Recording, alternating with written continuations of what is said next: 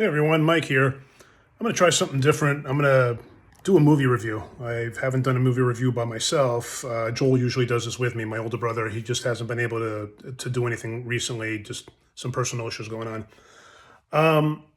I watched the movie Over Your Dead Body starring Jason Segel and Samara Weaving. It just came out on Amazon Pay to pay. I really wanted to like this movie. It's directed by Yorma. I'm just looking at how to pronounce his name. Yorma Taccone, who's more of a writer than a director. He did direct that movie MacGruber, starring Will Forte, I think back in 2010, and he's got MacGruber 2 coming out, I think, in a couple of years. And he directed the Andy Samberg movie, Pop Star, Never Stop Popping or something like that, I think it was called. Anyways, so when I saw he's more of a comedy guy, Over Your Dead Body intrigued me because this is more of a dark comedy, psychological thriller-ish type of film with some comedy and action and such. And I'm okay with Jason Segel and Samara Weaving. I do like both of them. Segel sometimes bothers me with his film choices because it seems more comedy than anything else, but I haven't seen his TV show. I think it's called Shrinking, which is on Apple TV. So I was intrigued by this movie. I thought it had an interesting premise. It's about a married couple. They retreat to their secluded cabin, to mend or repair the relationship, but in reality, they each want to kill each other. So I'm like, okay, maybe let's go. Let's have some fun with this. I think from the second this movie started, I was highly disappointed.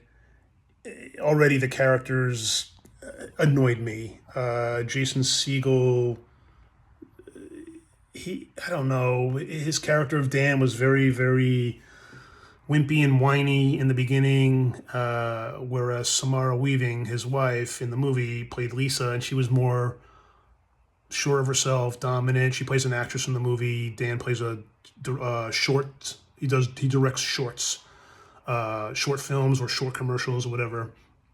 So I was like, all right. So I'll keep going, and I kept going, and I kept going, and it was the same cliched stuff that you see in these type of movies. I can't think of any off the top of my head, unfortunately. But it's like, okay, I'm gonna try to kill you by using this method. Okay, no, that didn't work. I'm gonna try to kill you using this method. No, that doesn't work. So that started pissing me off when I'm watching it. I'm like, come on, this is like the first 45 minutes, an hour. This movie, I think, ran like 105 minutes. So I'm already ticked off because there's nothing going on. There's no movement. There's no building of the characters. There's no nothing. The writing's awful. The acting's terrible. And then there's another plot thrown in there where I don't want to delve in too much into it, with like two ex-convicts, and a prison warden or a prison guard escape and hold themselves up in Dan and Lisa's house, Jason Segel and Samara Weaving's house, and then more chaos ensues.